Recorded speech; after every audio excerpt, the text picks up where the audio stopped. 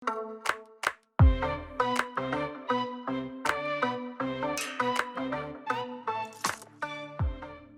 everyone, I hope all of you are doing well and welcome back to Kayan Al-Bashar, where today I couldn't help myself, so now the Sultan's palace is Hagia Sophia. Don't ask questions, I don't know how to answer it myself, it just happens. And also, yeah, this is going to be a multi-parter because it's probably going to take a week to finish this because domes. But anyway, let's get into the build for... Well, today we're basically just building the structure and building domes. Domes are going to be a very big thing here because Hagia Sophia has domes upon domes upon domes. And then I also have to restructure the inside of the building to make it a palace. And also because there's an inside, it makes it even more hard to build because I want to make it look as pretty on the outside as on the inside. Well, actually the outside is a little bit more plain just because we don't want another station. I don't want to restart Kayan Al-Bashar. If I have to restart Kayan Al-Bashar again, that just won't happen, I think. But anyway, so yeah, the first few minutes is going to be just laying out the structure, and for this I had to actually play Assassin's Creed Revelations, which isn't that of a bad thing, but I had to take a lot of pictures, and even then, at the end of today's video, I realized, oh, this isn't large enough to actually make it look like Hagia Sophia, because, yeah, Hagia Sophia, I want to say this in the most polite way possible, but it's a clusterfuck. Because there's just, it looks like it's just been added onto over the years that it stood, which obviously is probably true, but... yeah, most buildings are kind of a little bit more structured, and Hagia Sophia is just like, yeah, that's the best way to explain it. It's just like, alright, it looks almost completely different every site. So, actually, for the longest time, when you look up Hagia Sophia on the internet, it shows what I think is the side of the building, and then the front of the building is at this, like, tiny street, I think. But I don't know for sure, so I have no clue what the actual front of the building is, because all of the pictures show this what I think is the side. I mean, looking at like the layout on the inside, it is probably the side. But then, yeah. Again, Hagia Sophia is amazing to look at, but to try and replicate it is difficult. So yes, this is going to be the biggest build in Kayan Al-Bashar until I mess up again, or at least my brain or squirrel brain says so, and I build something larger, which hopefully isn't going to happen, because I really think that this is going to take at least, well, 1 week at least, and then maybe 2 weeks. Maybe. Yeah, it's going to take a long time. But it's Hagia Sophia. It's one of the, I would say, most... how do you say it? Let's just say for architectural history, it has one of the biggest impacts. Mostly because of the massive dome. Again, domes are going to be quite a thing because it has domes on domes on domes. Hagia Sophia is basically like 80% domes, and then, this might not be correct, but 20% enough gold leaf to make a Spanish conquistador weep. I don't know if the inside or like the mosaics on the dome are actually gold leaf, but they look a little bit like it. It looks a little bit shiny, so I'm just going to assume it's gold leaf because frankly that wouldn't be the most, well, I don't want to say strange, but the most exceptionary thing. Don't think that's the right word, but yeah, it wouldn't be the strangest thing to have the whole dome of Hagia Sophia be it with gold leaf, because again, the building is a clusterfuck. Yeah, I think if I had to rethink Kayan Al-Bashar, I would probably rather wanted to build the Pantheon or something like that, if I wanted to go for an easier building, because again, I'm just going to say this a lot of times, but Hagia Sophia is really difficult to build. Most other, like, I would say wonders or just like monumental buildings of like that scale, usually are just a little bit more structured, or at least it's a little bit easier to build because most of the time they're like somewhat more symmetrical and such. Also, yeah, I'm not going to build the minarets, and that's mostly because we all know what happens when I try to build minarets or towers for the station, so I don't want to give myself the slightest bit of a chance to do that again. And also, yeah, I am not that good at building minarets. I tried it once, but yeah, it's a little bit tricky to build, so maybe later, but for, well, the Sultan's Palace, but it's Hagia Sophia, but I'm going to call it the Sultan's Palace because I'm going to restructure it on the inside. But yeah, I don't want to give myself the chance to even come close to the piece count of the station, which, yeah, with that amount of domes, I really don't need to give myself the chance, because, like, the big dome in the middle, I think is already, like, 8,000 pieces. I don't even know if it's completely correct, so this is the thing with this build. Some things in between videos might change. And yes, I forgot to mention this, but yeah, today is mostly just the structure and the big dome, because, well, the Hagia Sophia is just well known for the big dome. That's probably going to be just it for today, and I was wondering, like, should I make this video or shouldn't I, because there's not that much happening, but then I also realized I like talking, so yeah, sit down and enjoy my TED Talk about how of a clusterfuck Hagia Sophia is to build. This is... I said clusterfuck in the most polite ways possible, but yeah. I could have very much simplified this structure, but then I was like, I don't do things in halves. I am going to make myself go insane and build it as close to reality as possible. And then the inside is just going to be completely different, because, I mean, it still has to fit in with Kayan Al-Bashar. So, yeah, it's a little bit of a strange thing with Hagia Sophia, because it's not like Ottoman architecture, because it's Byzantine architecture.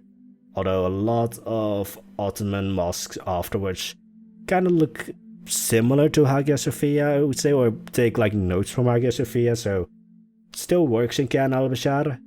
But I just had the notion of, like, of course, all cities in Europe, or most cities in Europe, are built on centuries of older cities.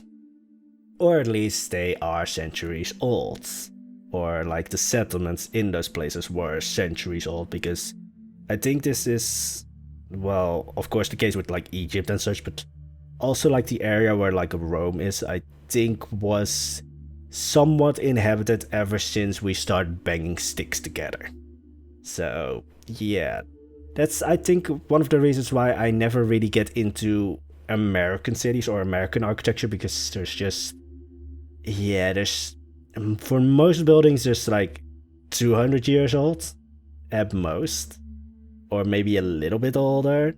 In case of, like, the... you know, earliest buildings are maybe 400 years old, and then compared to a building in, like, Rome, then, yeah, building in Rome can be 1,000 years old. So, I just like history, so that's, I think, the reason why I just don't really get along with American architecture. I think that's the reason. I like historical buildings. They also work just really well with, like, a fantasy setting, because, well, I don't want to go into, like, the stereotype of, like, the elves, which are, like, those almost angelic beings after Lord of the Rings, but, yeah, historical buildings just work a lot better with a fantasy setting. Unless you want to go, like, sci-fi, which I also don't like. I'm just going to say this plainly, but I have never watched a Star Wars movie in full. Anything relating to Star Trek in full. Basically, most sci-fi movies I haven't seen, but then I also haven't watched any Toy Story movie, or what are other classics that I should probably have watched, but I just didn't, because I don't know. yeah, Toy Story is the one that comes to mind. So maybe there's an issue there, but I just like watching documentaries and then historical movies or just anything with any sort of base in history and some fantasy. So that's why Lord of the Rings is there. But yeah, the dome is again the biggest thing here and also the most annoying thing because the dome has a lot of windows just to let in a lot of light, which I like because the station was a pretty dark building. So try to keep the dome as open as possible, or at least the windows. So in real life, these windows are a little bit more closed up, but then also with like smaller things. What do you call them? Here I use beams or something for it, but in real life it's a lot more smaller pieces of glass because back then you couldn't really make those big panes of glass. Probably not the right word. I mean, today's a little bit of a mess, but as I said, I like talking, so that's why we are having this today.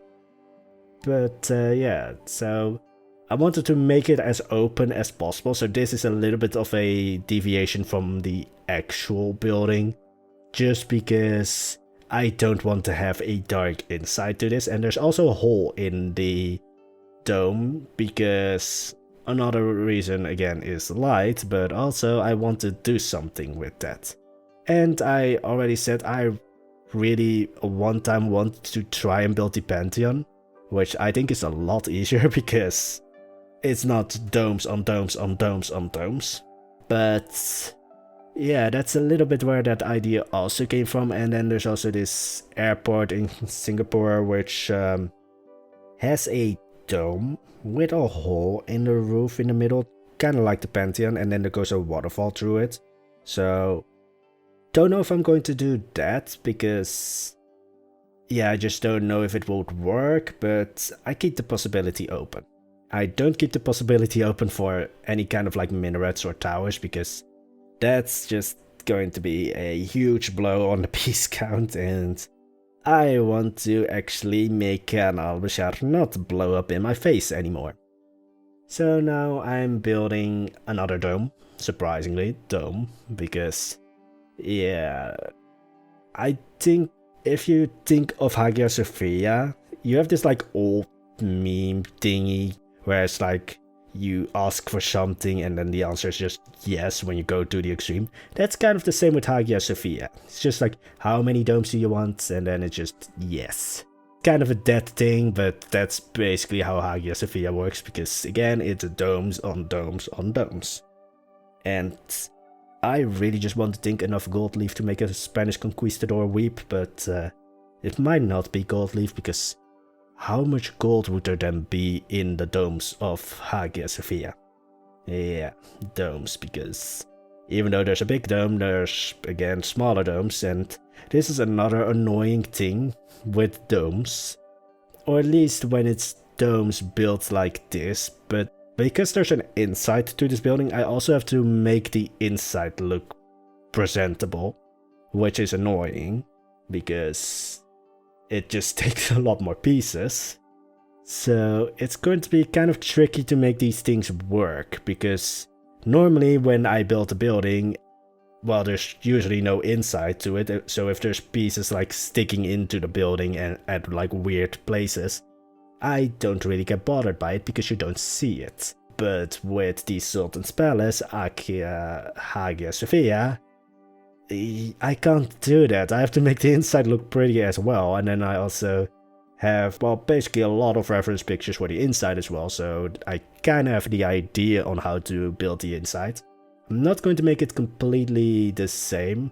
Structurally, I hope to make it as similar as possible, but of course, because this is a palace and not a, well, former church slash mosque, I need to make it also into a throne room, so the inside is going to look different, but the structure, when it comes to like the walls and domes, I'm going to try and make that look as similar as possible. So can we forget that there's a hole in the roof or in the big dome, because yeah, I mean I needed that also because again, light.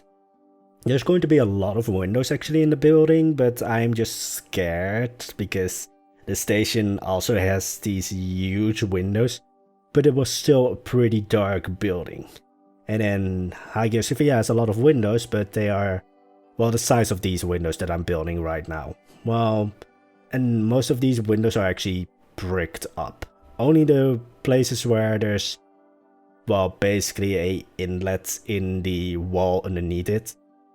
That's the only place where there's actually windows. The rest is bricked up. Actually, I don't know for sure if in those inlets there's actually windows, because when I looked at it in, of course, Assassin's Creed, because that's the only time I can get close to this building, because there's a worldwide pandemic going on, if you haven't noticed. But, well, and also because I don't have the money to go to Istanbul right now, and I don't think they would allow me to climb the building. Although that would be interesting. And as I said, like, Hagia Sophia is a little bit like it's just been added on to just constantly without really thinking about how it looked as a whole. But there's a lot of like different elevations, so it might be easier actually to climb Hagia Sophia than, let's say, the Pantheon or something. No, probably not. Maybe like, yeah, the Duomo in Florence is probably a little bit more difficult because it's straight walls. Like, the Duomo is not added on to, I would say. It looks like it was planned that way. Hagia Sophia looks, yeah, like it was planned. Like, I know that, but it just, when you look at it just with a blank view of it, no any idea of how it was built, is a clusterfuck. Yeah, I still love the building, and I think by the end of it, it is going to be a love-hate relationship with Hagia Sophia, but yeah, I wanted to build it forever because I love domes. Who doesn't love domes? Even though coming videos are going to be like, again, 80% domes, because Hagia Sophia just couldn't stop adding those things. And then I also need to build that courtyard, which again, well, actually that's the thing where Hagia Sophia, or the Sultan's Palace in Kayan Al-Bashar, is going to change. Because, well, I think the current, or right now, the Hagia Sophia doesn't have a courtyard, but it has one in Assassin's Creed, and I want to have one because it's the Sultan's Palace, or the Sultan's throne room. So, yeah, the Sultan is getting his courtyard, but the courtyard is actually not going to be in the front, because first of all, I don't have space, but it's going to be to the side of the building. So that's the thing that actually changed sides. So the courtyard was, well, in Assassin's Creed at least, I don't know if it was in real life, to the front of the building, probably because, well, that's the most obvious way to place that courtyard. But in Kayan Al-Bashar it's going to be to the side, which again, I don't know for sure if it's the side, because again, all the pictures on when you look for Hagia Sophia show the side as the front. Probably because there's like a park in front of it, and yeah, the actual front of the building only has this small street. Hagia Sophia is not making it easy to build it or recreate it in Kayan Al-Bashar or Planet Zoo. It's a fun building though, and I really can test out the domes. And it's, again, interesting to build this because it's not like Islamic architecture, it's Byzantine architecture, but then again, most cities in Europe are built on centuries. So the thing of like Rome isn't built in a day is definitely true, because again, Rome was probably already, or at least the area was already inhabited when we started banging sticks together.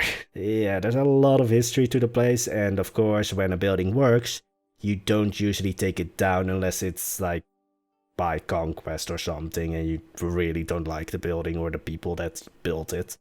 But anyway, that's going to be it. So again, this video was mostly made because I like talking, and yeah, next time probably grab some popcorn, you know, take a seat and listen to the rest of the ramble. But anyway, that's going to be it. So I hope all of you are having a lovely day, and I will hopefully see you in the next video. Bye bye.